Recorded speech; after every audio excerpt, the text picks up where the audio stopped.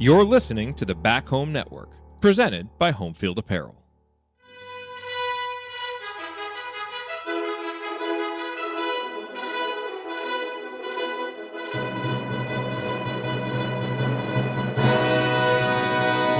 And welcome, Hoosier fans, to another very disappointed episode of the Assembly Call, as tonight your Indiana Hoosiers fall 85-70 to the Nebraska Cornhuskers at home in a game that ended up being Nebraska's first Big Ten road game of the season. Hadn't won a game on the road all season long, and they came into Assembly Hall and just looked absolutely comfortable from the tip, ended up jumping out to a 20-point halftime lead. Give Indiana credit for the way that they played in the second half, especially there in the start when they actually got it down to 3 points at one point. It was a terrific run that kind of shows what this team is capable of when they're at their best. But unfortunately, the first half and then the back part of the second half showed us what this team is for most of the game and has been for most of the season. And, to me, coming out of this one, I mean, there's so many things to be disappointed about, obviously, and we'll go through a lot of them. But, as someone who grew up and whose formative years as an IU fan, included a 50-game home win streak and just, the belief that, man, if another team was going to come in and beat you at home, at least it was going to be tough. And at least they were going to have to play hard. And, they were going to have to really do something crazy because, man, we were going to protect home court. Indiana has now lost 4 of its last 5 home games. And those 4 losses have been, coming into tonight, the 3 losses were by an average of 13 points. So do the math. We lost by 15, so 13 point something, whatever. It's too much. Not only should you not be losing 4 out of 5 home games, you certainly shouldn't be getting killed like that on your home court. Of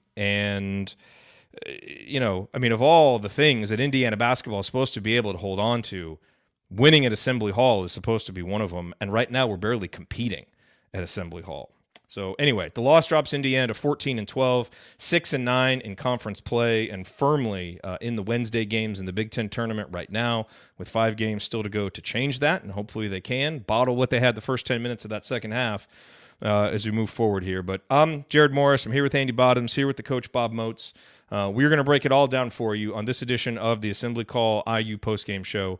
And let's start this show the way that we start every show, and that is with our Hoosier Proud banner moment. And this is not a game that was without some positive moments, some bright spots for Indiana. And the big bright spot that I want to point out is Mackenzie Mbako, who you probably know scored a game-high 20 or a season-high 22 points. That's now a career high for him. And I don't have a specific moment that I want to point out for Mackenzie, but I want to point out a series of moments which were his drives to the basket. Mackenzie came into Indiana known as a three-point shooter. That is something that has been, fairly reliable for most of the season. I know he opened up very poorly from three-point range, but it's gotten better. He's been shooting 37-38% in Big Ten play. But where we've really seen him take a jump in terms of his offensive production is his ability to get to the basket. And whereas early in the season, he really looked, kind of awkward and unsure of himself when he drove, now there's a real conviction when he drives. And I think you're seeing him more comfortable with his handle. You're seeing him more comfortable and confident getting to his spots. And even more than that, able to get a good shot up on the rim and get fouled. And so, Mackenzie was 2 for 8 from downtown tonight, which obviously isn't great, but 5 for 9 on twos, if my math is correct. And that includes a couple of missed long twos. So 5 for 6, 5 or 7, whatever it was on drives, along with 6 of 7 from the free throw line in a season where a lot has gone bad. And it feels like a lot of individual players in the team hasn't really developed. Mackenzie Mbako is a guy that still has his warts, and there was actually a play he made that I thought was the turning point of the second half in a bad way, and we'll get to that in meaningful moments. But overall, for a freshman, 22 points, 7 rebounds, showed a variety of ways to score. I thought was really engaged defensively for most of the night, even if he still has mistakes in that area. Mackenzie continues to be a bright spot for Indiana in a season when, man, there just are very, very few bright spots shining through the dark clouds right now. But kudos to him tonight for producing and doing it in a way that feels sustainable and really feels like growth for him here in his freshman season. Okay, let's talk about our presenting sponsor. Homefield Apparel, wear one for the team. Our banner moment tonight, as always, brought to you by our friends at Home Field Apparel, now in their 7th season, sponsoring the Assembly Call, and their 3rd as the presenting sponsor for the Back Home Network, sponsoring shows like Crimson Cast, sponsoring shows like Doing the Work, and of course, X's and Joe's, which Bob co-hosts and is here with us tonight. But Home Field, if you haven't been paying attention over the last couple of weeks, Home Field has a new IU refresh, and man, it has some awesome stuff. I got 3 of the items. The long sleeve tee commemorating the 1993 Big Ten championship team, which I was actually wearing earlier today and had to take off during the first half because I thought I cannot wear this shirt while watching this basketball. You've also got the snapback hat that has the bison on it. I love it. It fits my head probably as well as any hat has. And then today I got my Indiana Hyper crew neck. And there's a bunch of other stuff I'm not even mentioning that you may want to order. And so you got to stay up to date with Home Field Apparel. Follow them on Twitter or get on their text messages or email or get their app. However you want to connect, you want to be there when they have these new drops. And it's not just for Indiana. You know, they did a new drop for Purdue. They do new drops for schools all the time. So whether it's for yourself or a friend or a family member or a colleague or whoever you need to shop for, Home Field Apparel is a place where you can go and just get really something for everybody. And what's nice is they always have ways you can save money. So if you've never ordered before, you can use our promo code HOME23. That'll get you 15% off your entire order, your entire first order. But they're always doing flash sales and having other ways that you can save. So go to homefieldapparel.com. Keep our promo code in mind, HOME23. That'll get you 15% off your first order. Again, the website, homefieldapparel.com. Wear one for the team. All right, well, it is time to move the ball, find the open man, and get some opening thoughts from the rest of our team. Andy, we will start with you. Your bottoms line on another Indiana home loss. Yeah, I'll probably be all over the place with this a little bit. Like you said, the first half the game was all over the place. That's probably fair. I mean, the first half performance was incredibly disappointing given the circumstances, and very much similar to what we saw against Northwestern. Then this team gets a fire lit under them at halftime, or come out, maybe feeling a little freer because they're losing by so much, and played well for that stretch. I mean, IU scored on 13 of the first 15 possessions of the second half. And after really struggling, and that led to some better defense. Nebraska did take some bad shots, but and then as quickly as it started, it just flipped right back off. Then they score 1 point over the next 8 possessions. And that was really when Nebraska seized control of the game again. And part of that is, I know we've talked about substitution stuff a lot. I mean, 3 guys played all 20 minutes of the second half, and the same 3 guys played most of the first half. They clearly ran out of steam. I would not advocate for putting them all on the bench at the same time, but for as bad as the first half was, to really hardly sub at all and kind of accept the performance that was going on, I just didn't understand it. And that came home to roost late in the game when guys had no legs on jump shots. Could argue, should they have taken those jump shots? All those things, whatever. It just, to me, that was, a huge turning point. They had all the energy. Can you put a couple guys in to steal you a couple minutes while the crowd is going crazy and everything is amped up? Is that the time that you can give, one of these guys a minute or two breather to do that? But Galloway, from chasing around Tominaga, was completely out of gas at the end. No legs on the jump shot. Ware was struggling some from the free throw line. Just wasn't bending his knees well. Wasn't getting a lot of arc on his shot. He was laboring out there. And Mbako actually seemed to play through it relatively well, quite honestly, down the stretch. But it was just, they just needed another spark from somebody. And CJ Gunn gave him that when he came in, early in that half. And but ultimately they just ran out of steam, dug themselves too big a hole. It's a story we've told so many times over the course of the season. And they play well enough in these stretches to see what this team could be. But the inconsistency is what the team really is. And that's what's been the calling card for the team over the course of the season. 2 other quick things. IU outscored 42-12 from 3-point range. Certainly a difference in styles. Nebraska always is going to come into games wanting to do that. Even when they were getting pounded by everybody, they came in wanting to do that. They shot 33 threes compared to 32s. And IU shot 42s and 21 threes. And IU didn't shoot threes well, so everybody can come back and say, well, why would you want them to shoot more? They're not shooting well enough there anyway. But it's just, again, it's the math problem that this team faces game in and game out. And I'll end with this. I have no idea what the point is of booing Malik Renew or anybody else while they're shooting free throws. The guy missed 1 freaking free throw, and everybody is booing this guy. Like, what are we accomplishing? The only free throw he missed the entire game. And he had issues. Guys made mistakes. Guys are going to miss shots. I felt for Khalil Ware, who the weight of the world felt like it was on his shoulders as he's missing those free throws. But why in the hell are we booing people for that? You want to boo the coach because you think the program's not heading in the right direction, then find a way to make sure that that guy knows what you think about it. But my God, like, what are we doing in these games to do that to that kid who has given it his all, struggled these last couple games, tried to respond tonight to Woodson really calling him out? Like, what are we doing? Everybody is frustrated with what's going on right now. Everybody is frustrated with the results, the style of play, whatever. You have every right to do that as a fan. And maybe the belief is these guys are making NIL money, so it's okay. It's like a pro athlete where the argument is this guy's making money. It gives me the right to boo him, but I just have no idea what is accomplished with that, and would like to think that as a program and as fans, we're better than that. Maybe not. The wheels are falling off in a lot of regards, so maybe we're not. I don't know, but that really pissed me off. I'm with you on that. No reason to do that in the arena at all.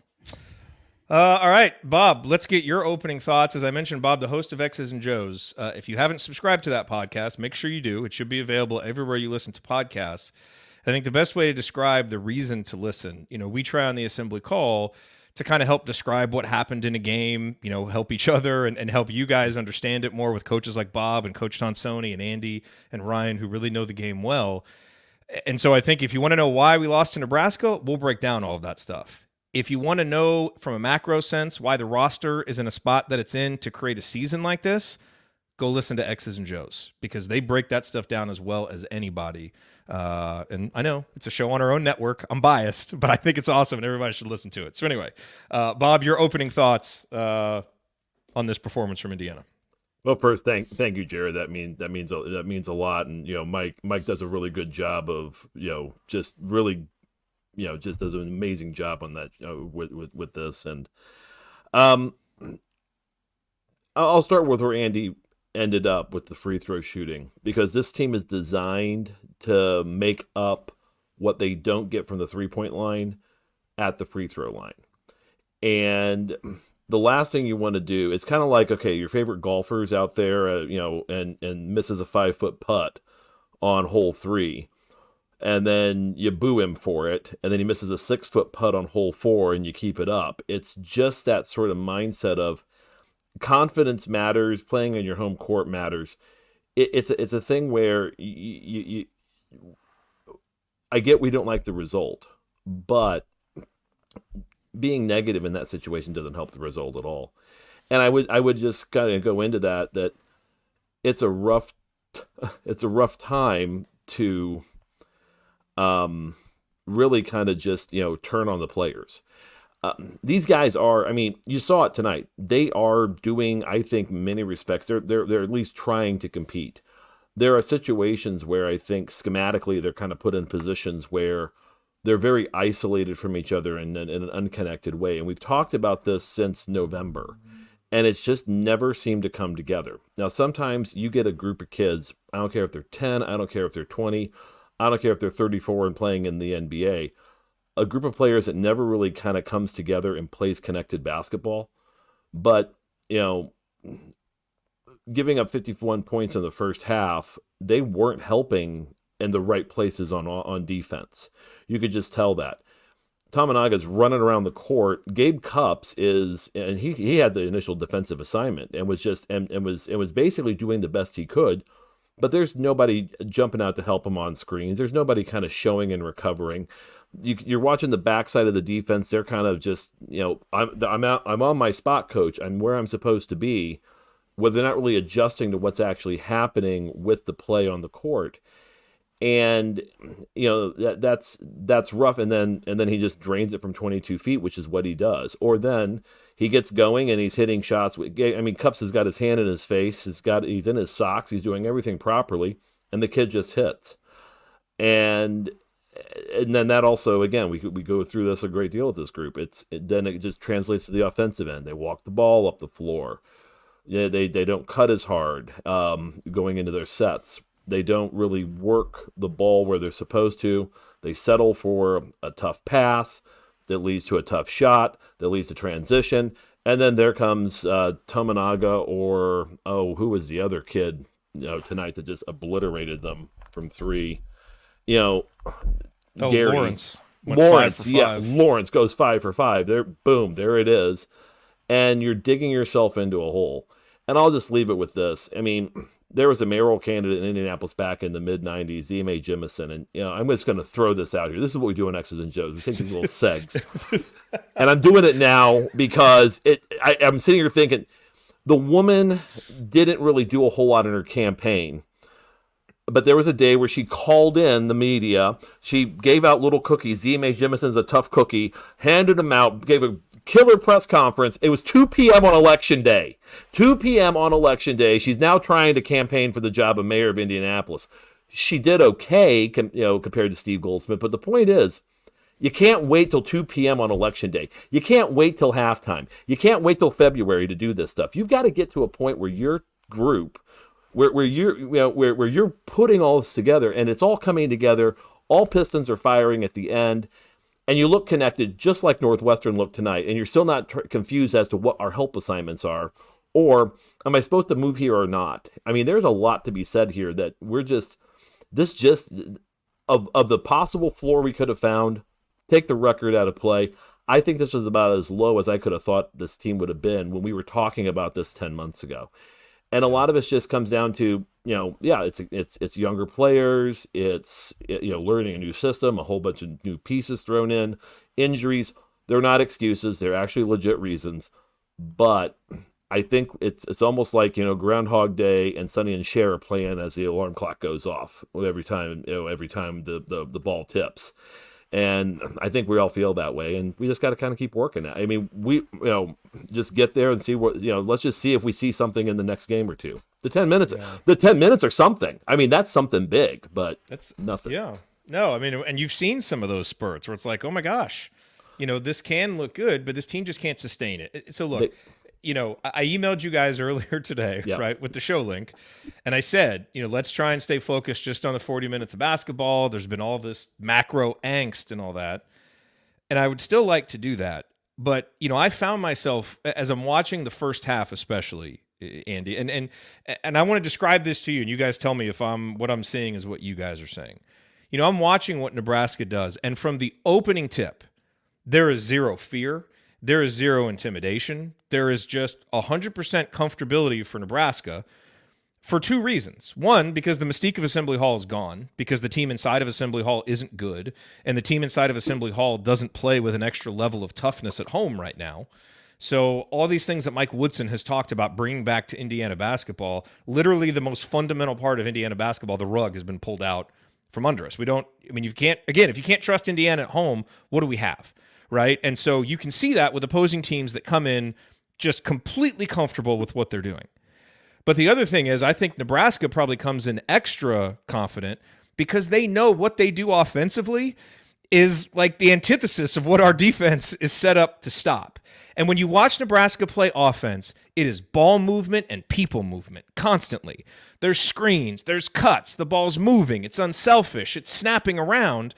And they know they can get the shot that they want if they're just patient, right? And you look at the other end, stay on that end. From a defensive standpoint, I'm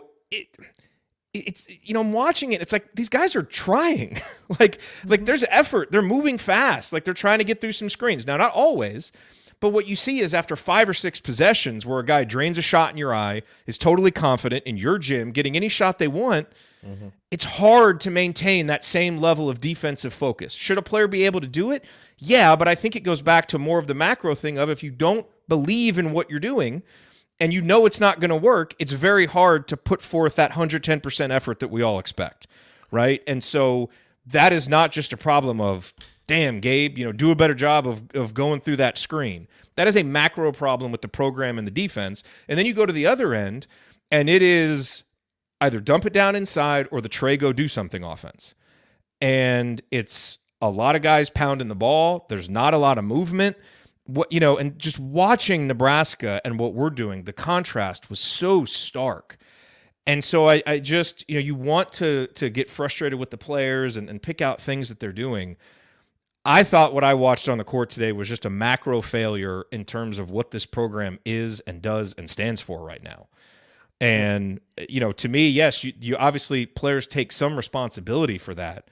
But I just think it looks, Andy, like a program right now where there doesn't really feel like a cohesive plan to win basketball games against Big Ten teams, especially Nebraska. Like, do something different against them. And, they tried chasing Tominaga and doing some different things, but the fundamental way these guys have been taught to play defense is going to get killed by a team like Nebraska, and we've seen it all season long.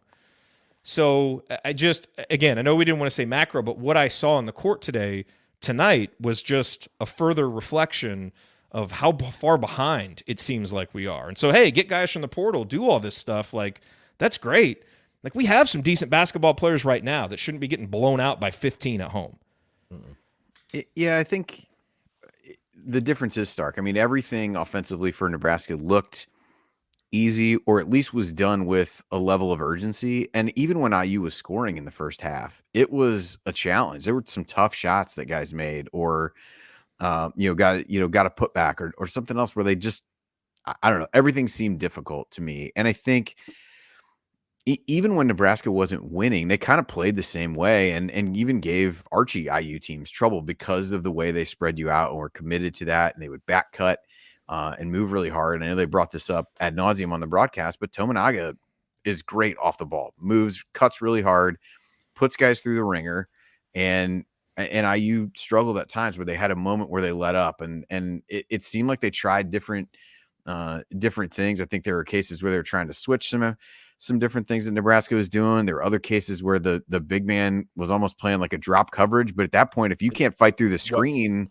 and the guy doesn't get there, you're giving up open threes to Tominaga. There was multiple ones, I think even that he missed, where they just kind of sagged back and didn't jump out there. I don't feel like that would have been the plan in the scouting report against him, but maybe it was. But I do think, and I think we've seen that with this team. And again, I don't think this is a thing unique to Woodson.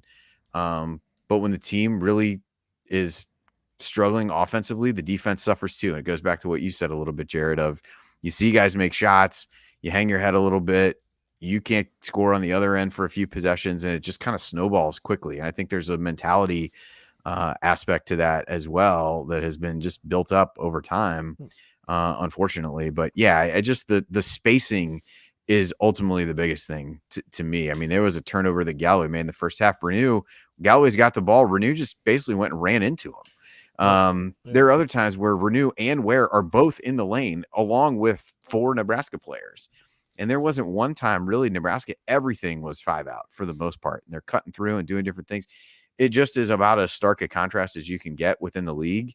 And Nebraska has played this way and not won. So it's not like just this style of play is the key to winning. But I think what you see and what you even saw with Northwestern is a true belief in the system that these teams are trying to run. And they're going to continue to run it, whether it works or not, and try to figure some things out along the way and make some minor adjustments. But there's a core belief that what they're going to do is the way they're going to play, and they're not going to be fazed by that. Nebraska played kind of the same way, even when they started to get control back of the game. They weren't doing different things. They were missing shots when IU went on the run. I think things snowballed in them a little bit, but I think you see that. And I just don't, the urgency with which IU moves when they do move offensively is just not the same. Whether that means, I'm not going to sit here and say that's because they don't believe in the system or they don't, whatever, but it's just everything is difficult right now for IU on the offensive end. And you're just not going to overcome allowing almost 1.5 points per possession to the other team in the first half either. No, know your opponent. What does Nebraska want to do? They want to shoot threes. They want to shoot it at a high level. And Andy put a great point. Drop coverage on Tominaga. Khalil Ware is like 7 foot with the wingspan of an endangered condor. The guy is huge. Why is he playing 4 steps back to try to take a drive away from this guy when we definitely could, help Psychic come over there and take it. And as long as we respond to the pass whenever he makes a level 3 decision, which we didn't do, there were several times where we didn't do that tonight, and I'll grant that. But you don't want him to be the guy that beats you off a simple ball screen. At the very least, where it's about disruption. And there's this, we've never quite gotten to the point where we disrupt a team for 40 minutes. Good offense will beat good defense frequently if you let the offense do what it's designed to do. Eventually, something's going to break down on the defensive end. It's inevitable because the offense knows where they want to go with the ball. The defense, somebody's going to miss a switch. Someone's going to be a step slow. Someone's going to get caught up on a screen, and they're going to get what they want at some point in time, even in a 30-second shot clock. So what you're doing constantly is, okay, it's zoom action. You're going to try to blow it up. You're going to bump a little bit. You're going to throw the timing off. IU did that in that 10-minute stretch in the second half, I might add. That's what they were doing. They were doing a wonderful job. They were coming off, making sure Tamanaga couldn't get where he wanted to go, couldn't actually, just pull back and hit a 3-point shot like he was doing, basically running the show for a full, the time he was on the court, the 13 to 20 minutes he was on the floor, just killing them. You have to disrupt an offense. You have to throw their timing off. You have to take away what they want to do. When you're playing it the same way you played it all year long, and you could hop on and you could take 10 possessions of IU in synergy, regardless of the game, and see defensively what they're doing. Yeah, I mean, Fred Hoiberg and his staff, whoever's got the scout, they're going to say, okay, this is going to be open. And it was open in the first half frequently, and at times throughout the second. So it is a macro problem, but it does have a very specific micro application, because you have guys, and again, like Nebraska, knowing where to be relative to the ball versus being on a spot on the floor. When we talk about, certain help positions like nail slot rim, we know we have guys, we're supposed to be here, but they're slow to react off of that spot. And whether it's just because they think the scheme is supposed to do this versus that, whether it's been emphasized a certain way, I'm not sure. But that's an issue, I think, that we've just seen all year. And it also, again, translates to rebounding. Shot goes up, they're staying on the spot. In that spot, I'm going to stay in the slot. Well, no, your guy's crashing down. You got to crack that. You got to crack down that block out if you're the guy in the slot. You've got to come off that position a little bit and be able to deal with what's happening.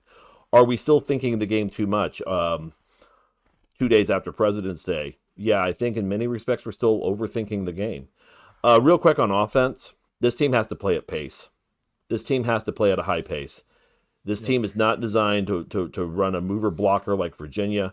If this team isn't going, this team is stuck in the mud, because then they start trying to force. I mean, if you see them getting in the offense at 20, 21, 22 seconds versus 25, 20, 24, 25, 26, then you just you almost kind of know the result before it happens. It's either, the ball may go in, but it's going to be a really, really, really tough shot. And I'll delve in that a little later, because I have a couple thoughts, a couple of things I saw tonight that were kind of hit that more specifically. Yeah, and you mentioned something earlier, too, when you talked about the defense is going to eventually break down because the offense knows where they want to go with the ball. And my first thought was, well, boy, there are a lot of possessions where it feels like we don't know where we want to go with the ball. And what you see a lot, and Coach Tonsoni has talked about this, early in halves, a lot of times it feels like we have a really good plan. We figure out some stuff that works. We go at it multiple times if it keeps working, and that's part of the reason why you'll see us play pretty well at the beginning of the first half. Didn't really happen tonight, but it has in many other games. And the second half, the first 10 minutes was excellent. But then as the half goes on, it devolves, and we get away from that, and it just becomes kind of more chaos offense without much of a plan. And that's why the games seem to unravel so many times in the back parts of halves. Offensively, when you're trying to put the ball into a person's hands versus into where the defense is giving it, then that's what we're seeing in that regard. Yeah. Where you see, we have to get the ball to Kalel. We have to get the ball to this spot on the floor. Not really, it's not really the whole idea of read and react is to read the defense and react to it. That's the whole point of the offense. That you find your open guy not because you see the color of your jersey. You know where that guy's going to be. You make that read and you make that play based on where the defense is deployed. And that's when you're coaching this, when you're breaking down film, whatever you're doing, in practice and in conversations with kids. It's Calvert putting his arm around a kid saying, okay, remember that this play here, where was the defender? And the question isn't where's your offensive player. The question always is, where are the defenders? Where and seeing past one guy and seeing what the other four are doing. And good players, even marginal players at every level, learn to do that because they know, and that makes them be decisive, as long as they know their role on the court. I mean, that's. Yeah. But when you're not doing that, when you're not actually, when it seems like we're just forcing the thing to a guy repeatedly or a couple guys, and it's just not working, and we can tell. Yeah, I think you saw some of what you described, Jared, at the beginning of the second half. IU was really running that middle ball screen a ton with Ware on the short roll, trying to get him some opportunities, and then that really went away, and then it became unclear what the next step was. They did run a nice set out of that timeout that where they were down 3, had the ball to get Gunn an open look after he just hit a couple. Would have loved to see that go down because he was shooting it really confidently. It was good design, and that's where that's what we've said. There's so many like out of timeout plays and baseline plays and whatever. Like Woodson has the ability, a demonstrated ability in this, to be able to run plays to get guys shots in opportunistic situations. And it just doesn't happen enough. And but they're not a team that is able to play with the same flow where you don't have to call a bunch of stuff and it's just what you're doing. Like that's what this team needs right now. Like you can argue maybe you wouldn't especially have had to do with that its point guard injured. Right. That's what I was gonna say. You could say that maybe Jeez. you wouldn't have to do that if you didn't have Xavier Johnson. And he talks about that a lot. Like nobody is arguing, despite the way Xavier Johnson played when he was healthy this year. Like no one is arguing that he wouldn't have helped this team. But some people are, but they're idiots. Well, yeah, but at some point, like he's not there. You've got to try to figure out something to help guys with the situation that you're in instead of trying to make Trey Galloway be Xavier Johnson. It just, that's the part that's frustrating, but you see the ability to do that. You just need more of it, unfortunately. And so, IU they did that against Ohio State when they came back and won. Ohio State just never adjusted. And they ran what they ran over and over and over again. They didn't do it. And they started the out. coach got fired. Yeah. He's not there anymore. But with this game, they kind of started that way. Nebraska adjusted. IU's got to figure out what the counter is to that as they're reading the game in situations like Bob talked about. But a lot of that's player IQ, and that's honestly you got to have you got to do that on the fly because rarely is the play there twice. Sorry about that. All right, coming up here as we continue our breakdown of Indiana's 15-point home loss to Nebraska, we'll point out tonight's meaningful moment you might have missed, which Andy just introduced there just a minute ago. Then we'll go inside the numbers to highlight the most important statistical notes from the game. You're listening to the Assembly Call. Stick with us.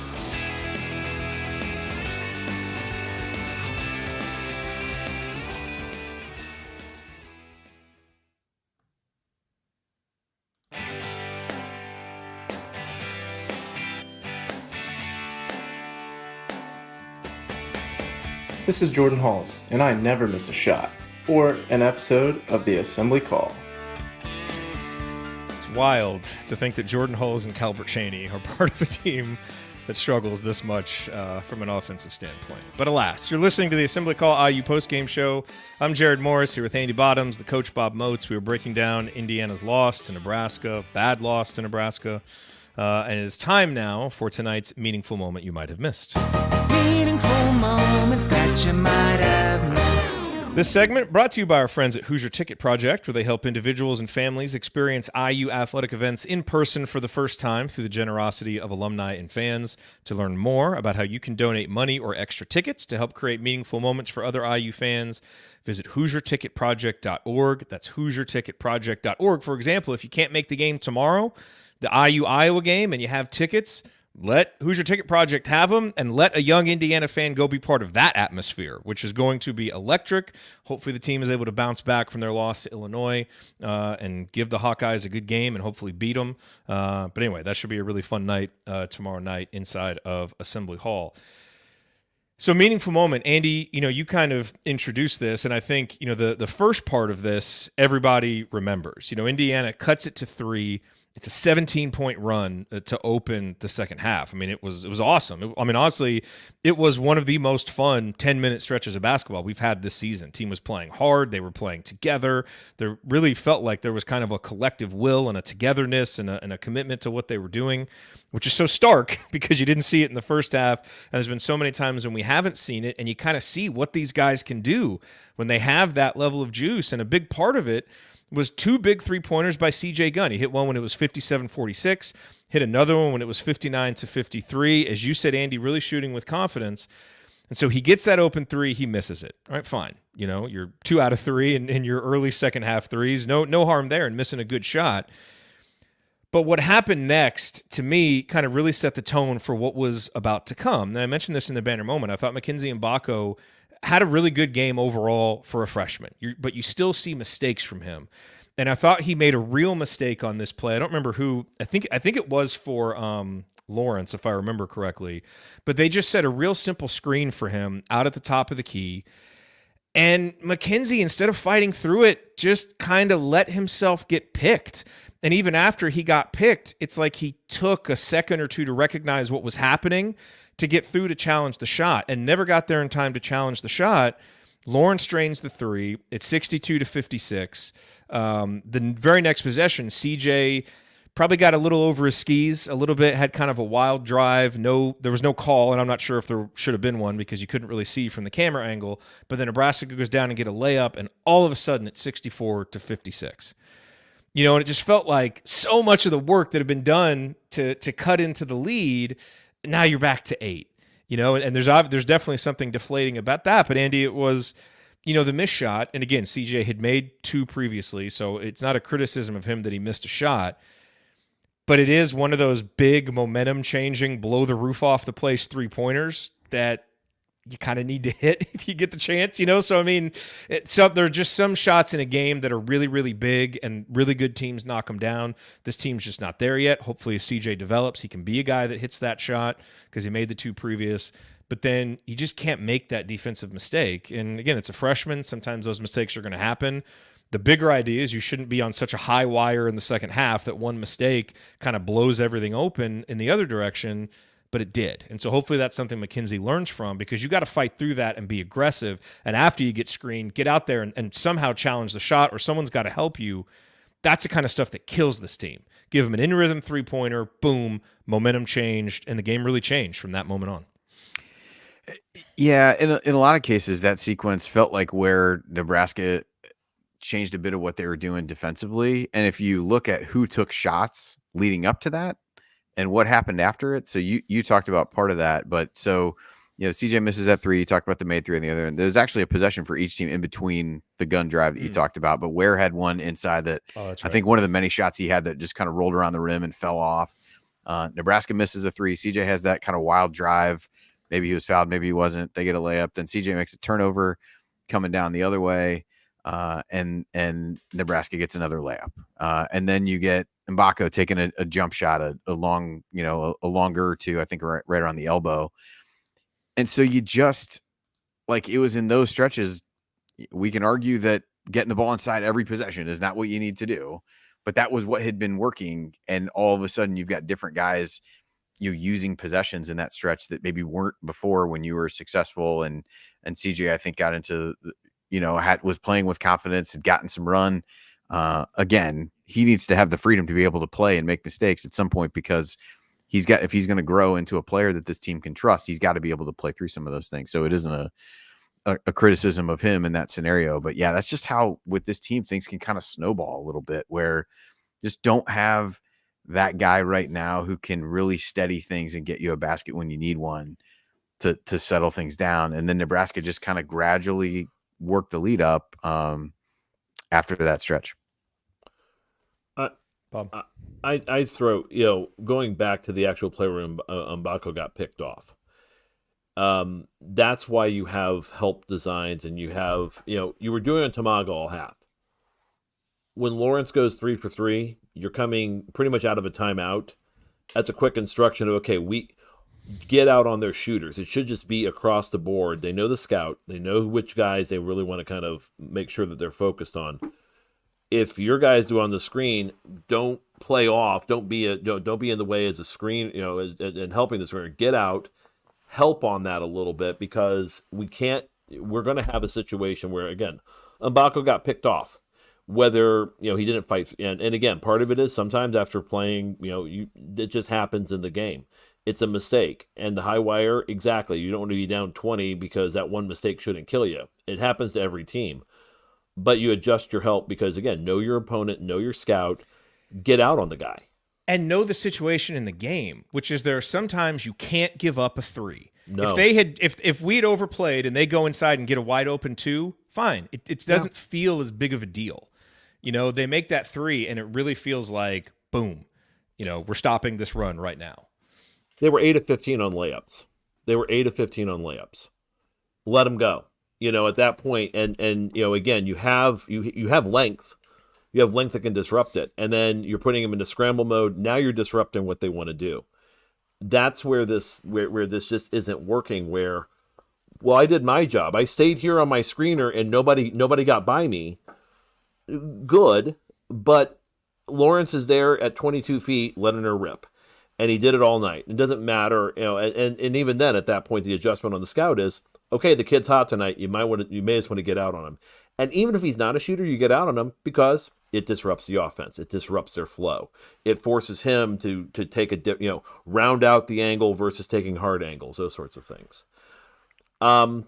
I would actually say, there was a meaningful moment that I saw earlier in the game, and it's kind of more of a negative than a positive, but it was a meaningful moment from a standpoint that we came out of a timeout. The team comes out of a timeout, 3:33 in the first half. They set a double ball screen for Trey. And this is the exact same set they ran that Trey delivered the ball to CJ for the 3 that we just referenced. But this time, Trey, the idea was to try to get the ball into Renew. Oh yeah. There's 4 red jerseys over the we call it the tape, the nail. There's 4 red jerseys all there. They've busted the play. You don't throw into that coverage. And even if Renew gets it, and which he did somehow, there's nothing he's going to do. He turns it over on a travel. And, there's a turnover, and then he goes down the other end, and then he commits a foul. But you had Mac Mbako wide open at the top of the key.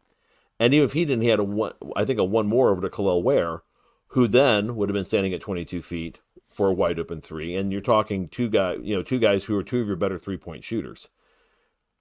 That changes the dynamic of the game, because now Hoiberg knows, look, I can't put 4 guys in the box here on this.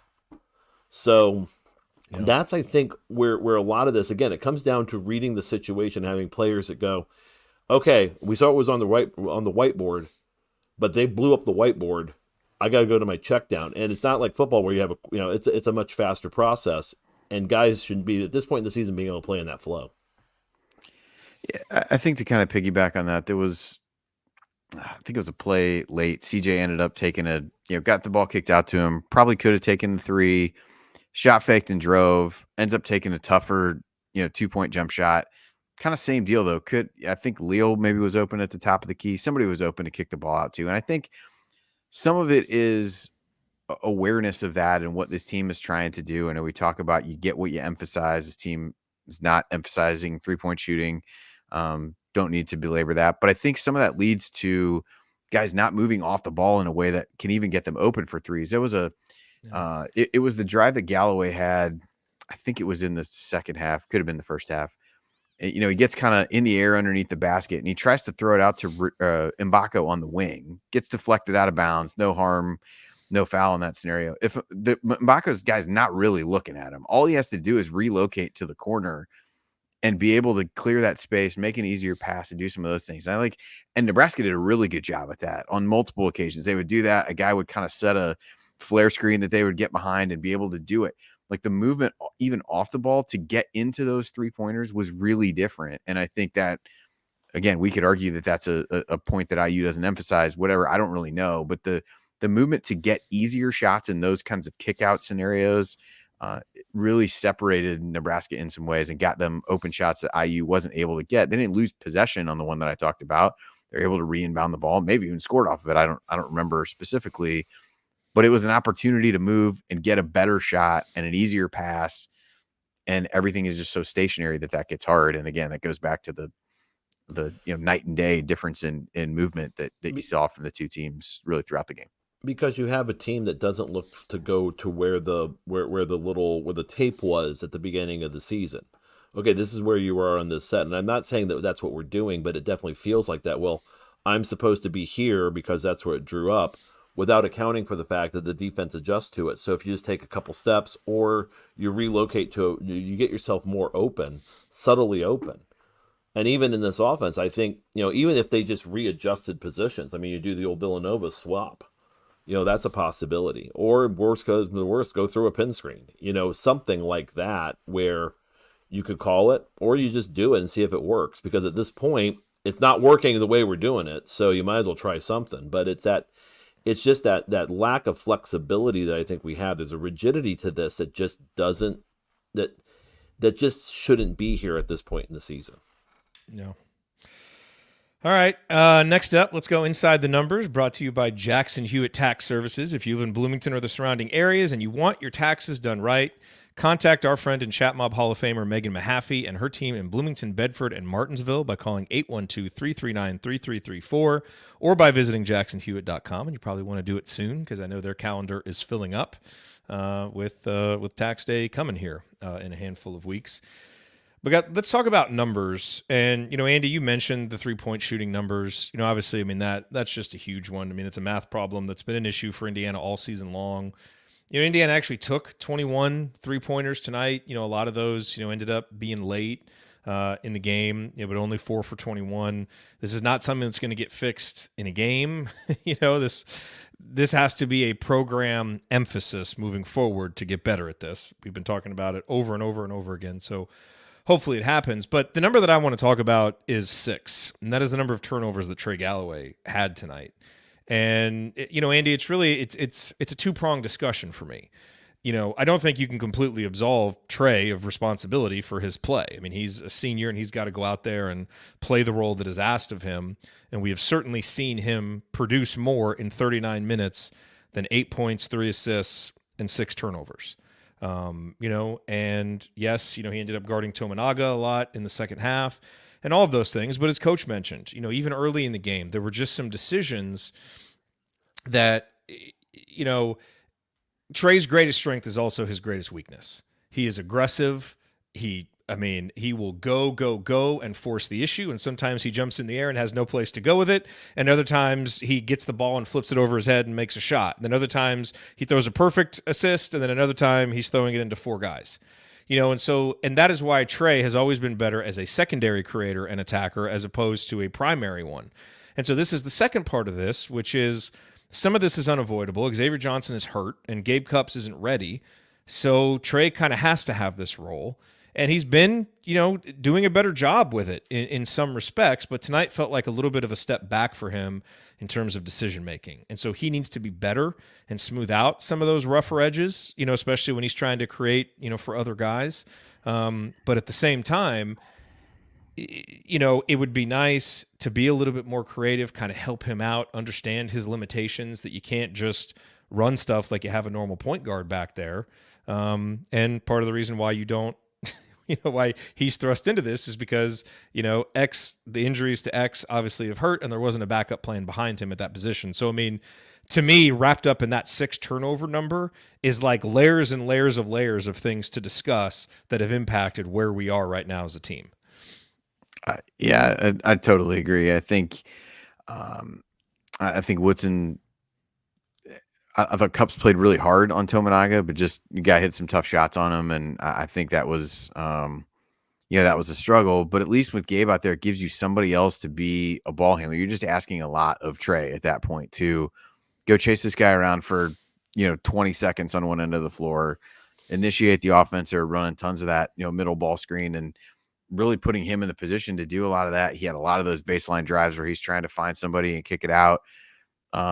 he had a lot on his shoulders. And again, I don't think you can totally take that away and be like, this is 100% a coach's fault. He's not the one making some of the passes at guys' feet, or that or in traffic or all those things. So I think there's, like you said, you can't absolve what he's doing. I think it's just a guy who is playing a ton of minutes, trying to do more than he's probably capable of and more than he needs to do. I mean, same thing. He's just got a lot on his plate right now. And I think probably passed up some shots. And I think that's where, I struggled. There was one of the timeouts, Woodson kind of was chewing into him. I think it was after he had taken a three, came up short. Just like I said, that was that stretch where they were taking more jumpers and the lack of legs really showed. And it's like, I get it. He's your captain. You want to ride him hard. You want to coach him hard. You want to do that stuff. But like, this guy's busting it out there. It's a struggle to me. Like, you're putting that much on him, not giving him any rest.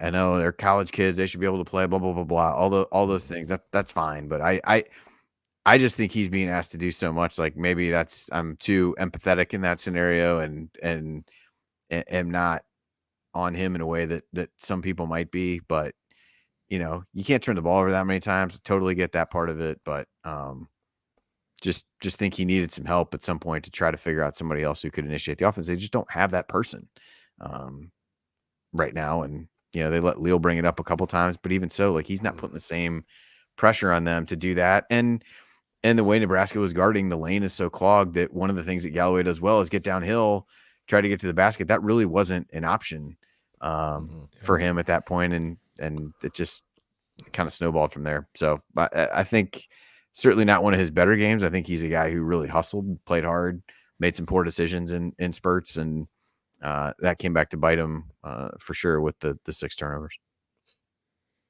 Bob, any thoughts on Trey before we move on?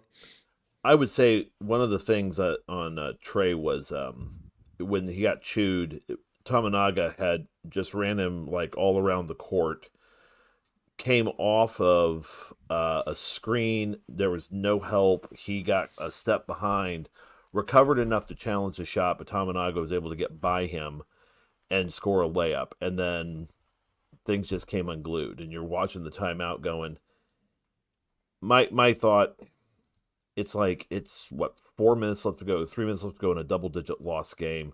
The kid just ran around for 22 seconds, was doing everything he could. And I think that's kind of what we're all saying here, is that you can just tell that this kid, that a lot's been put on him for a guy that we were talking about 10 months ago would be a good 6-man as a 3 or as an off guard. And now he's got basically running the offense on him. I thought Fred Hoiberg did something really interesting. At times, he had Rink Mass bringing the ball up. You guys noticed that a few times? And there's Rink Mass inbound him to get into their half-court offense. Yeah. Why not? We Malik and Khalil both have been kind of, we talked early in the season, having them push in transition situations. Why not do that to kind of take the pressure off and then put him into a position where he can get into a zoom action or a side ball, empty side ball screen, anything other than initiate it, make it, and then try to just get downhill with it. We're going into the teeth of a defense that's basically packed into the lane, where you have basically 1 or 2 choices versus being able to hit the entire floor. We're not softening defenses up. I'll just put it that way. And you get, your point guard's going to have 6 turnovers when you're going against a stationary defense and you're trying to just jam it into them. And yeah, I mean, the kid deserves some of that. I mean, it's like, okay, pass it off, try something else. But there comes a point where if you don't have a point guard, and Mike Weemus says this a lot. It's like, at this point, try something else. I mean, anything to try to just,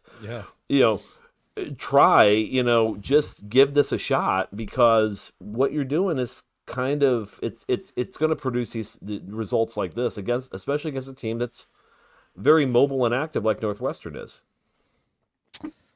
Well, what other numbers stand out to you guys? I know one number that will stand out to the audience is Indiana has now dipped officially back below 100 in KenPom at 102. Yeah, so that's fun.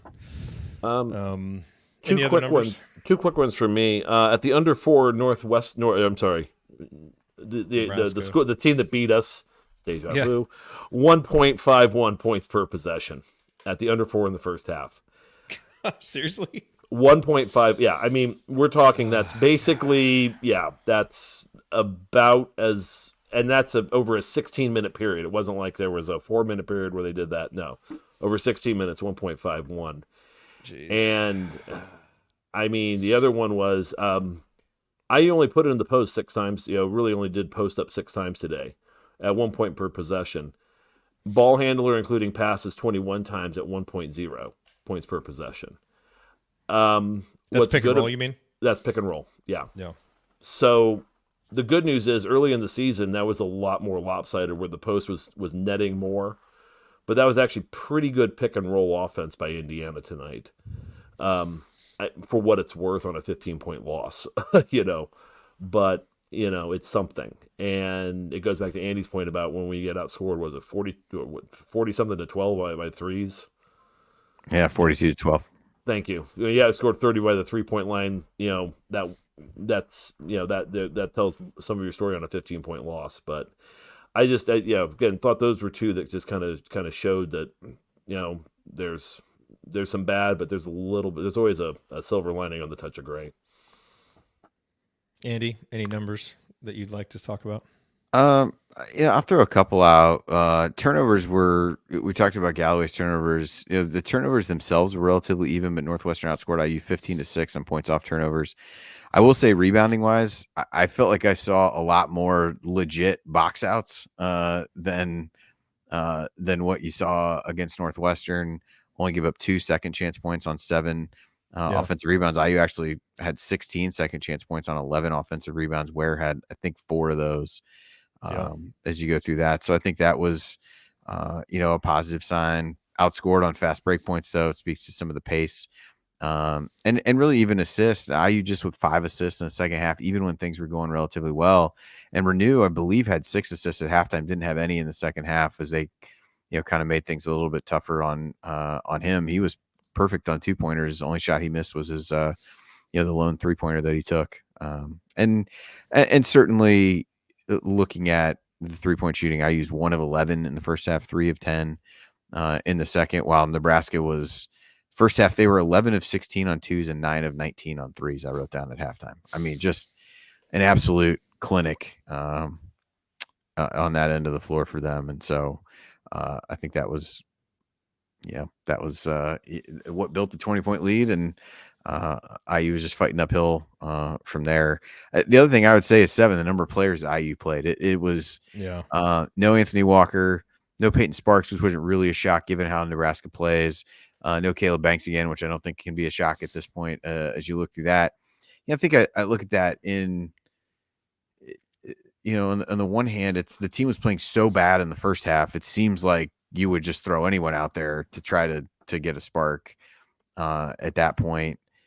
And, the flip side is you basically played Ware, Mbako, and Galloway pretty much the whole game, save for maybe 2 minutes apiece that they, a minute or 2 that they sat out in the first half. I think it just gets it's just difficult to be able to do that when those guys, there's just no time off. Every possession, there's a lot on those guys. So it was interesting. We've seen him do that in second halves before where he really rides the hot hand, but even in the first half didn't really sub as much as what we've seen. And I was surprised in particular about Walker. Just felt like he was a decent potential matchup for a game like this. He did give CJ some more extended run. He actually was third on the team in shot attempts with 10. If you look at his numbers there. So just kind of an oddity from an oddity from a rotation standpoint, just as you look down the way that all played out today. Well, I mean, I thought the substitution patterns were the sign of a coach that was all in to win this game, but that's part of the disconnect is clearly with the way that he subbed in the first half, he was throwing everything into winning this game, and the team played like that. Listless, a complete capitulation to Nebraska on your home floor. So like that, when you see that kind of disconnect, And that's just been palpable all season long. I mean, it was flashing in bright lights as I sat behind the bench at the Penn State game, but we've all seen it. People who have been there, even on TV, you can see it. It's just a disconnected program in many, many ways. We can certainly see it on the court for the 40 minutes that we watch. Who knows how far those layers go, deep, because we're not back there. We don't know. But from what we see, it feels like the symptom of a larger problem for sure. And time will tell how that gets solved. Bob, did you want to chime in on that, or you ready to move on? I think that really sums up where we are in the season right now. I could say something, but at this point, I'm just, it's like I could honestly get an avatar of me and about 10 of these phrases. I feel like after a game like this one, where it's like, but it's completely ridiculous. There you go. I would say Chris Tucker was an interesting touch tonight. Yeah. I mean, if we're going to throw out something different, I mean, we got the Rush Hour, was it, that he was in, and Friday was one of my personal favorites as a kid. Banner moment. A guy who was relevant the last time we were hanging banners was here at Assembly Hall. Hey, we'd watch it after seeing Calvert on. There he was with Smokey and the rest of the gang, and Ice Cube and whoever else, but it was Ice-T, one of the Ices. But I mean it. It just. That just felt like there was, when you talk about the disconnect, I mean, it just wasn't there. It just, you could tell with the crowd energy and booing coming off the first half. It's just, you just know it just doesn't feel right. It just doesn't feel right. It's bad. I mean, look, I guess the statement that I'll make on this, and maybe we should save this to the end of the show, but we're here now, is, I've long said, both here on the show and our private Discords, everywhere, I mean, it's very easy to make the case for why Mike Woodson deserves a fourth year. You go to 2 NCAA tournaments, you break the streak against your rival, you do something good in a Big Ten tournament. Like, there were a whole lot of boxes he checked the first 2 seasons.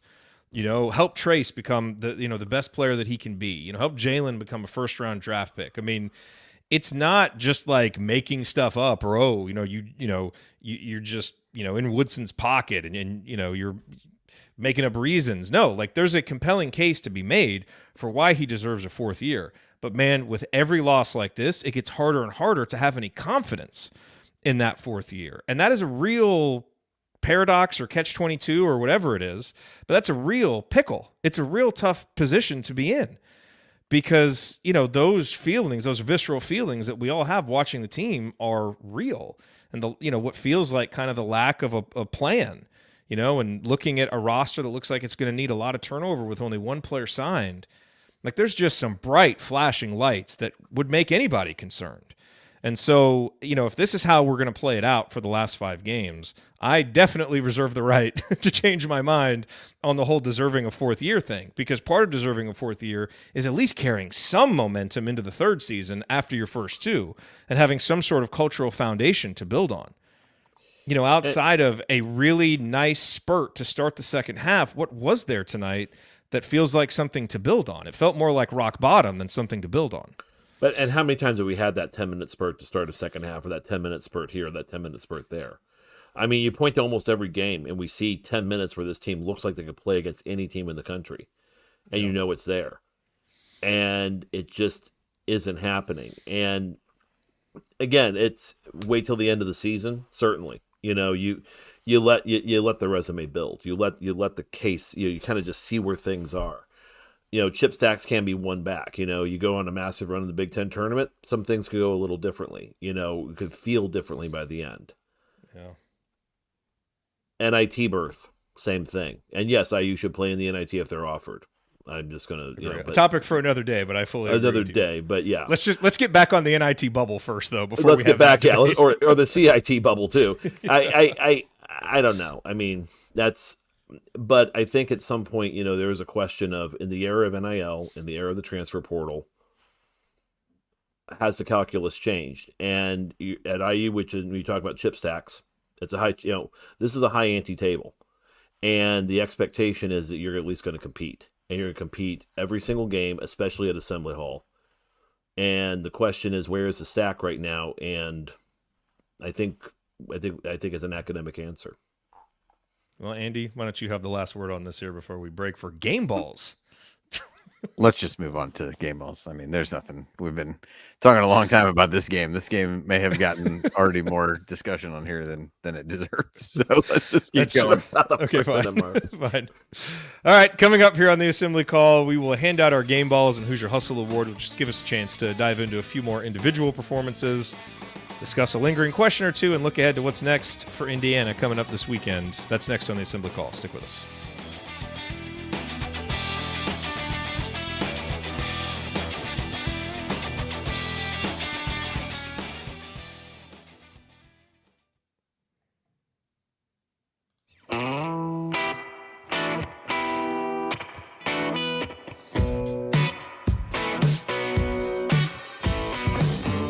Hi, it's Thomas Bryant.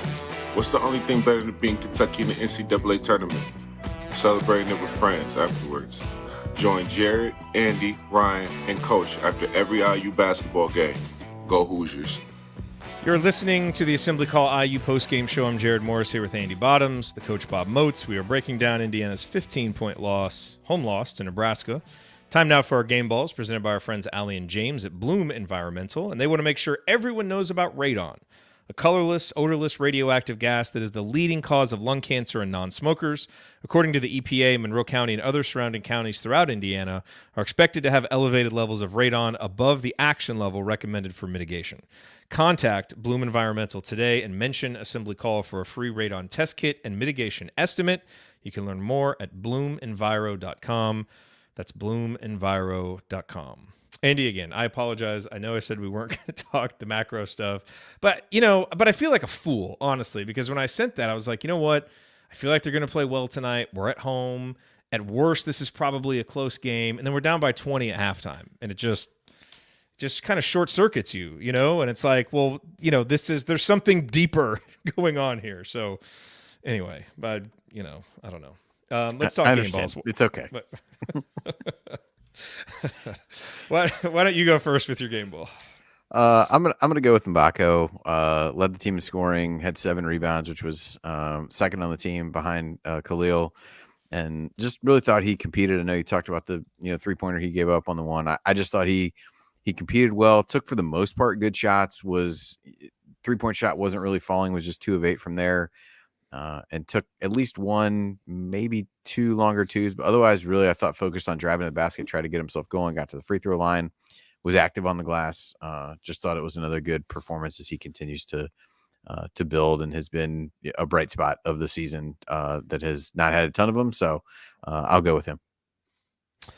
Coach, game ball. Same thing. And actually, Andy pretty much hit the stat line that I was going to hit as well.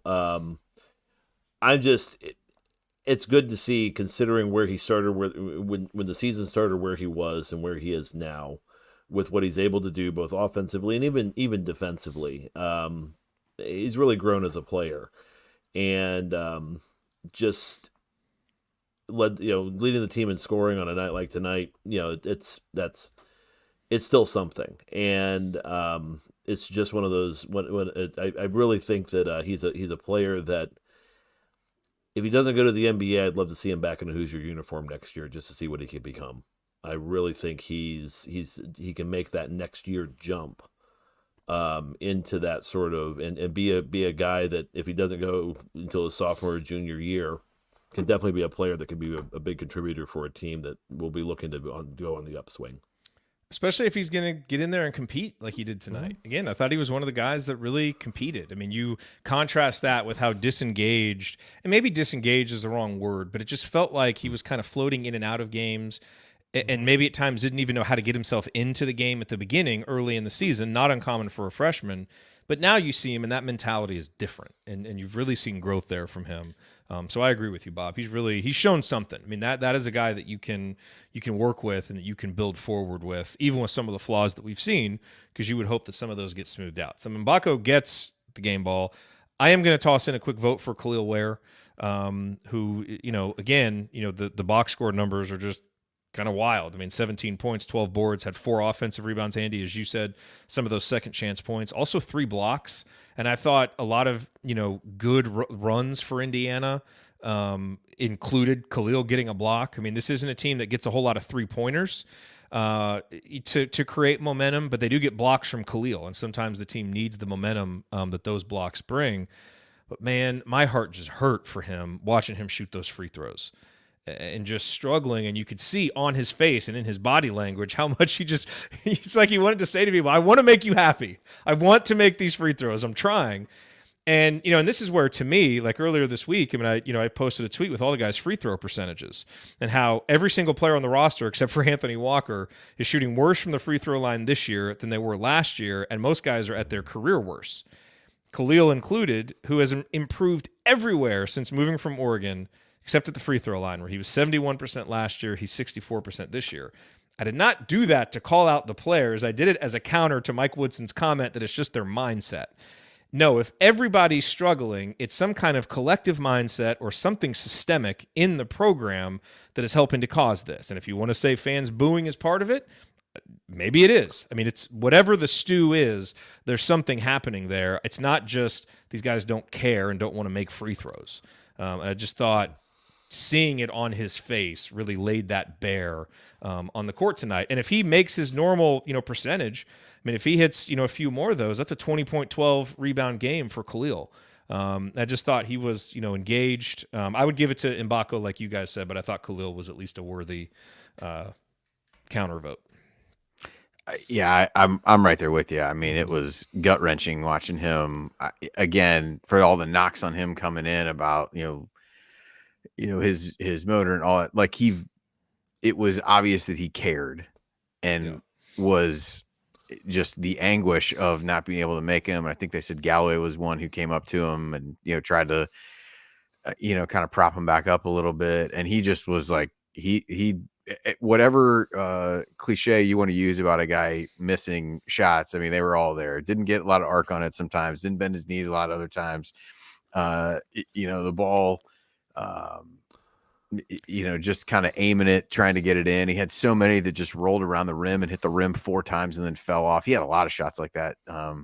He did tonight. And, a couple of those go in, maybe he's there. But he stepped up in the one where he got the and one late and it was, perfect. But, he's one really gets the ball back on his palm when he shoots. I think that contributes to a little bit of it, but certainly uncharacteristic of him. And he was really playing his butt off, had a really good, one of the blocks was on a play. He kind of came from the weak side where everybody's scrambling and in rotation and was able to get down and block a shot of somebody going to the basket, and even had another really good one that actually stayed in bounds instead of swatted into the 11th row. And IU was able to get the ball going back the other way a little bit. So a lot of positive things from him. He's been another bright spot. I think that's what, it's not stupid to sit on here and say, oh, there's things to be optimistic about or whatever. Like, I think individual players, like, you can find bright spots. Collectively, no. Yeah.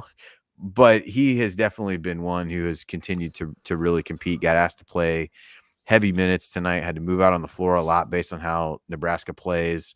And I thought you saw some additional effort from him for a rebounding perspective, saw him block out a little bit more than as opposed to just going to get the ball like he had. So certainly a positive performance from him. Jared, you're going to coach your kids soon. Andy, I know you've coached yours. I yelled at the TV, wipe the sweat off your head. So when a kid misses a free throw oftentimes, wipe the sweat off your head. Sweat impacts your equilibrium and your sense of balance. And oftentimes, if you don't wipe the sweat off your head, it can cause you to push a shot one direction or the other, end up a little short. We find it has about an 80% success rate. Really? Because sometimes you just think too much as a shooter, or when you're putting, or you're trying to hit a baseball or a racquetball, or you're just trying to drive a nail into the deck, whatever you're doing, you overthink it. Yeah. And when you wipe the sweat off your head, it kind of puts you in a position where you now you're rebalancing yourself. So tell the kid, wipe the sweat off the head. Because so much of this it is a mind thing. It is a mindset thing. And, I have kids I watch them play in high school. They miss one, wipe the sweat off their head. Hit the next one. I mean, whatever we're doing isn't working, so try it. Try anything for IU. Give it a shot. Just wipe it off. Interesting. But you take it. Makes sense. It's a mindset. Yeah. That is Mackenzie Mbako's fourth game ball. Khalil Ware leads with 9. Malik Renew has 7. Trey Galloway has 3. And no one cares because Indiana is currently slated to play on Wednesday at the Big Ten tournament. But that is where we're at. And now it's time for the Hoosier Hustle Award. The Hoosier Real Hustle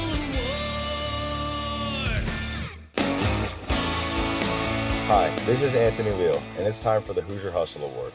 But first, let's talk about my friends at Security Pro 24/7, who provide trusted and reliable security for your event or business. From Bloomington, my hometown, to Evansville, where Coach Calvert Chaney grew up, and everything in between. Just like hustle can't be measured by stats, prevention can't be measured either, but it has a huge impact on your bottom line and peace of mind. So let the security pros at Security Pro 24/7 help you prevent a bad outcome today. Visit securitypro247.com to learn more. That's securitypro247.com. And tell them Anthony Leo sent you. All right. Thank you, Anthony. All right. Hoosier Hustle Award. I guess I'll make mine easy. I'm giving mine to Khalil for all the reasons that we said. I can do it again since he didn't win the game ball. But I'll give mine to Khalil. Coach Moats, who gets your Hustle Award? I'm giving it to Trey because I saw that kid, again, all night, defensively, just tough assignment.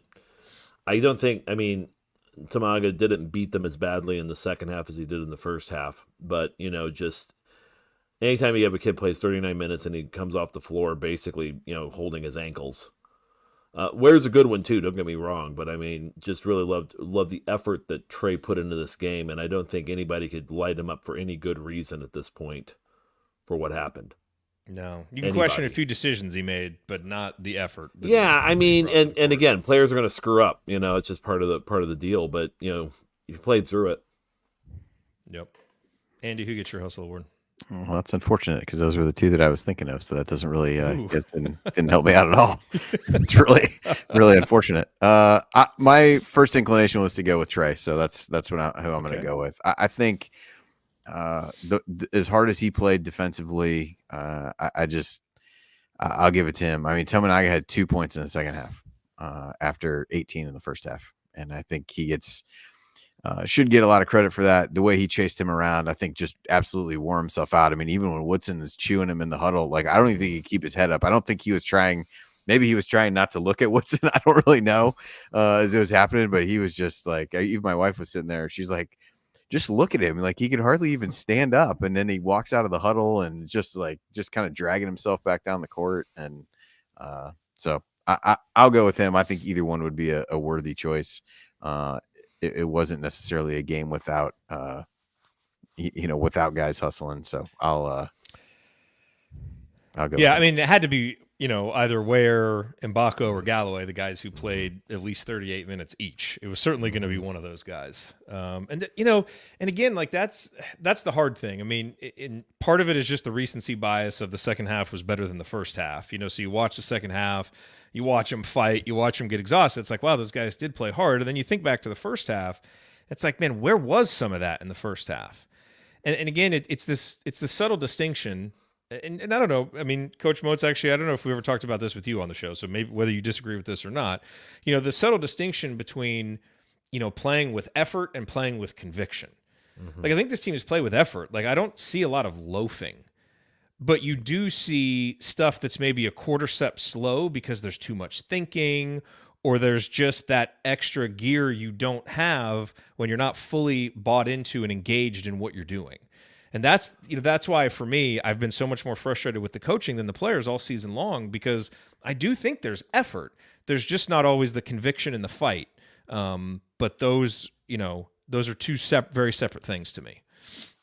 I would agree with that. And effort versus conviction, it's fake. Coach Tonsoni, I love his term fake hustle. I use it myself with kids where, oh, that's nice. Okay, yeah, you just ran yourself into the bleacher after but you were so far out of position to begin with.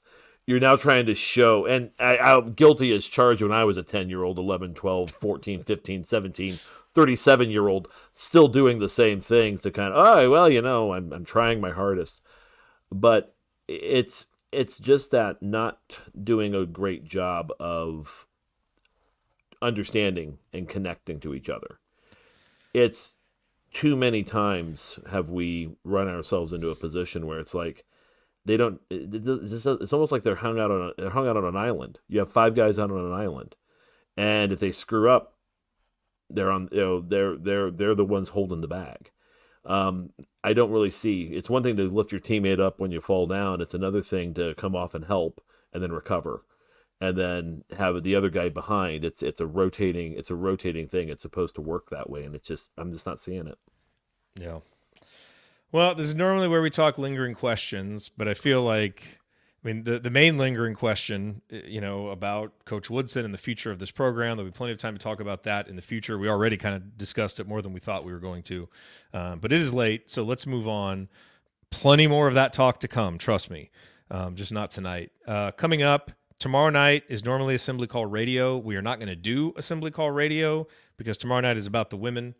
Indiana hosting Iowa, plus the game tips at 7 Central, which will go till 9:30, so we wouldn't be able to start the show until late, even if we did it. And I think after tonight, we'll probably want to get away from men's basketball for a few days until we reconvene here on Saturday for the IU Penn State postgame show. And Penn State, in case you missed it, not only did they drub Indiana in Bloomington, but they just came back and beat Illinois at home. They came back from a 15-16 point deficit to win.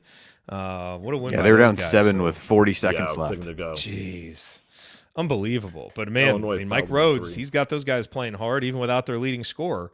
Mm-hmm. Oh, so things can go on after a guy gets injured, and it doesn't need to just be an excuse fest. Well, we can acknowledge that player isn't there, but still win basketball games and play good basketball. Interesting. Yeah, they even kicked Clary off the team as of this week. So who knows whether the injury was just a cover for something else. But yeah, he's gone. So okay, so Indiana plays Penn State, looking to avenge that earlier loss this season. That is Saturday. Coach is hosting.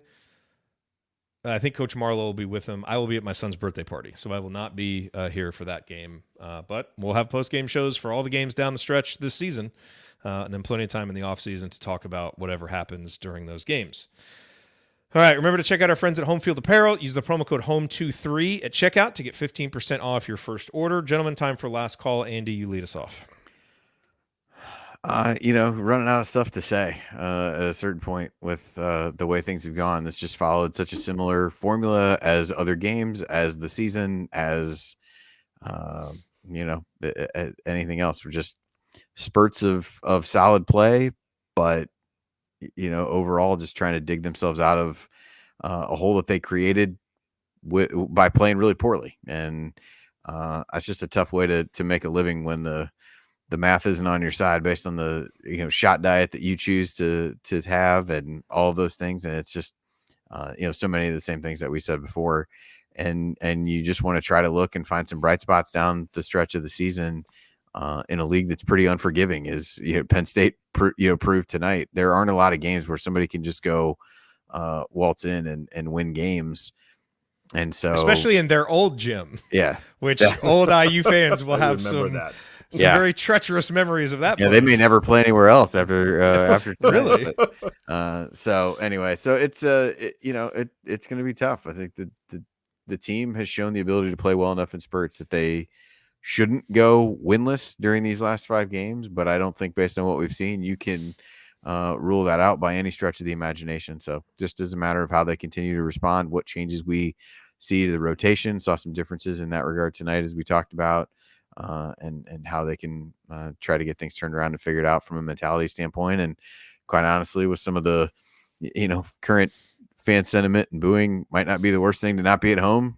Quite honestly, for the Ryan special, the noon tip Eastern, so everybody can get excited about that. Oh boy! And I mean, how does it get any better? So, no, I'll be interested to see how they respond. A really rough couple home games after 8 days off to be able to come back and play the way they did in the first halves of both of these games is disappointing. There's no other way to slice it. So it's up to the staff and the players to try to figure out a way to salvage something and build some momentum toward the end of the season.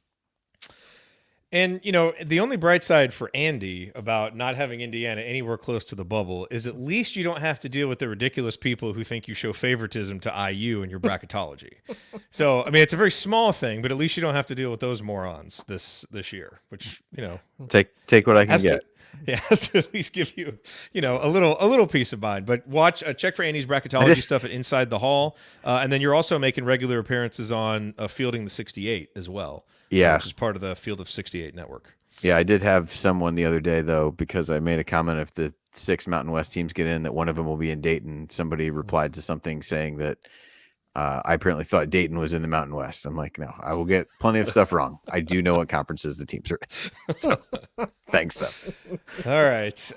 And Coach Moats, I was plugging what's coming up, but you guys have a special episode coming up. So far through the episodes of X's and Joe's, it's just been you and Mike, but you guys are getting ready to welcome your first guest. So yeah, we're gonna be cutting this thing a week from tonight. We're gonna try and do it live for the Substack community.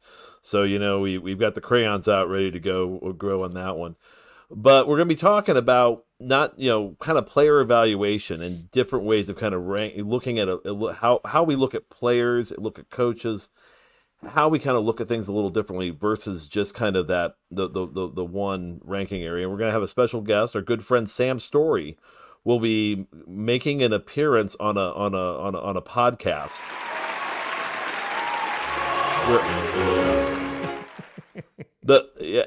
We cannot wait to have Sam, Mike, and me to just kind of go back and forth through an extended conversation that will not be through text messaging or any other or on a Zoom watching a basketball game, which we did that a couple of years ago.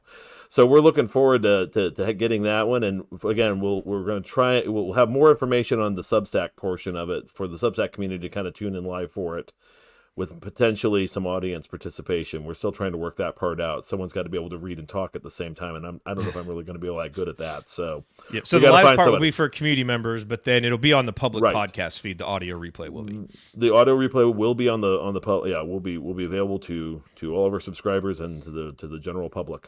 So, looking forward to it. It's going to be a lot of fun. It will be. Any final thoughts on what you saw tonight? Penn State, I kind of hope they use a smaller gym. They at least get more, they at least look like they fill the place. That's about all I've got about tonight, at this point. I'm Andy said it all. You've said it all. And, again, you kind of take it one game at a time at this point. You do in any season, but, if you're still listening at this point, God bless you. Thank you. And I think this institution go to bed, even on the West Coast. This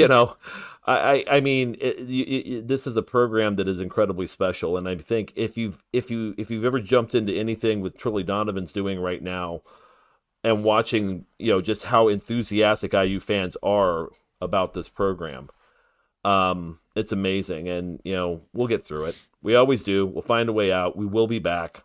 And whether it's next year or somewhere soon down the road, it'll happen. For my final thought, just think back to how we felt on January 12th when Indiana beat Minnesota at home, win by 12, 4-2 in conference play. At that point in time, there had been a lot of ups and downs. There were a lot of reasons to be dissatisfied with what was happening this season. But, Mike Woodson coming back for a fourth season didn't even seem like a question. Of course.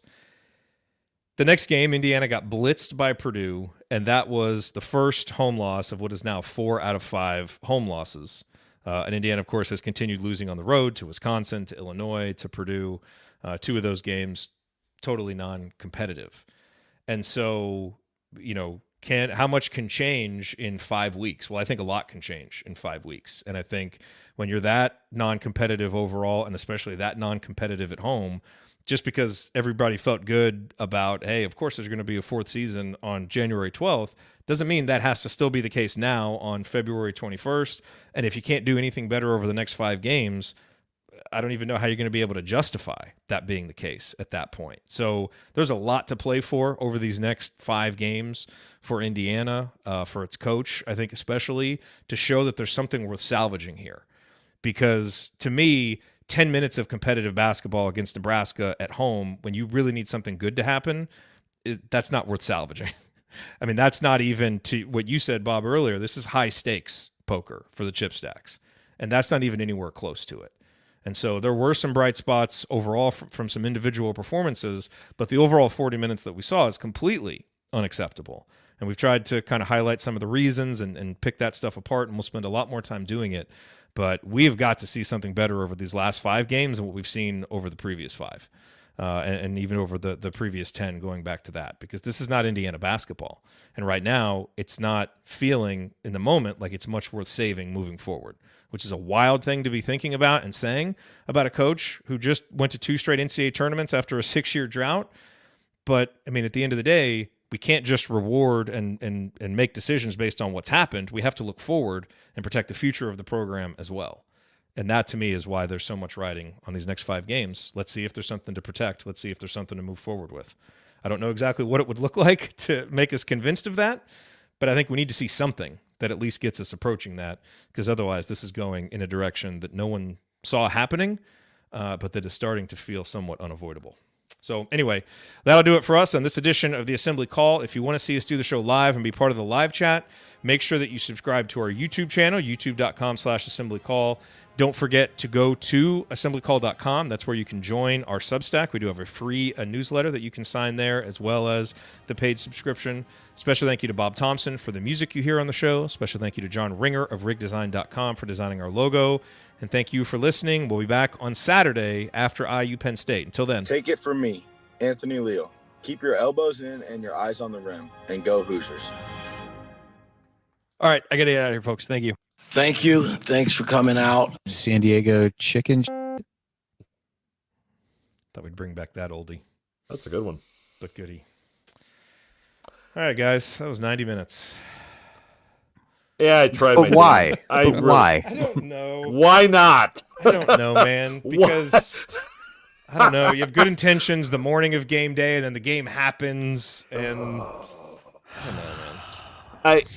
Hey, Andy, when's opening day? We got what? 5 weeks, Yeah. and we're gonna be better than decent. So Yeah. found you out. know who's not asking when opening day is? White Sox you, fans. I know. We rarely do, but Yeah. and again, There you're are still things to be excited about. So, and you're still welcome for Adam Dunn. We were glad to send him your way. I'm going to say yes, that thank you. every time you bring that up. So That's great. That's great. Bob, that's a perfect way to end tonight. That's really thinking about Adam Dunn. That's what I needed. I'm just thanks. Hey, Rick and Alex, if you're still listening, yeah, and Josh, blame Bob. Making us. Gladly. There's no way Rick's still listening. No, anybody. Well, Right. yeah. See you out Let's go to bed. Let's go to bed. Good idea. All right, everybody. By the way, tomorrow night, we'll be in the chat, in the Discord chat, talking about the game, the women's game. So if you want to get in there and chat with us, we'd love to have you in there. We'll talk to you all for sure on Saturday. Bye, everybody. See you, Andy. See you, Coach. Peace. See you guys.